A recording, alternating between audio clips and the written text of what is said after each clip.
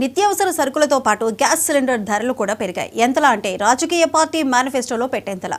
సామాన్య ప్రజలకు భారం తగ్గించేందుకు ప్రభుత్వం సైతం సంవత్సరానికి 3 సిలిండర్లు ఉచితంగా ఇస్తోంది.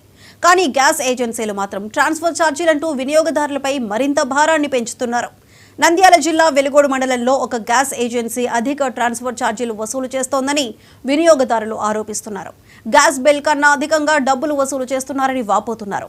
అధికారుల పర్యవేక్షణ లోపం వల్లే ప్రజలపై ఇలా జరుగుతోందని ఆగ్రహం వ్యక్తం చేస్తున్నారు. ఇప్పటికైనా అధికారులు స్పందించి ఇలాంటి ఏజెన్సీలపై చర్యలు తీసుకోవాలని కోరుతున్నారు.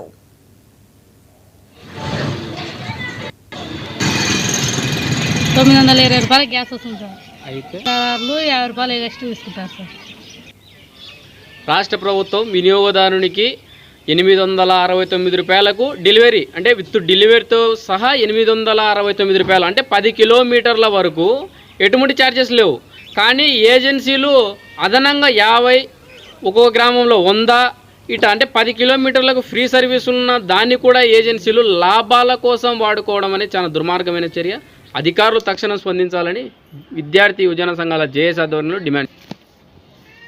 దాదాపు మండలం వ్యాప్తంగా 18,000 గ్యాస్ సిలిండర్ కనెక్షన్లు ఉన్నాయి. అంటే 18,000 ఇంటూ 500. 500 అంటే ఎన్ని లక్షల రూపాయలు అవుతున్నాయో మనం అర్థం చేసుకోవాల్సి వస్తుంది. ఇంకోటి వచ్చేసి ఈ అధికారులు ఏమి చర్యలు తీసుకోకపోతే వారికి ఎంత ముడుతున్నాయో కూడా అనుమానాలకు తావిస్తుంది. కాబట్టి అధికారుల పక్షం తొందరగా స్పందించాలని కోరుతున్నాం. ₹920 గ్యాస్ వస్తుంది సార్. అయితే ₹50 ఎక్స్ట్రా తీసుకుంటారు సార్.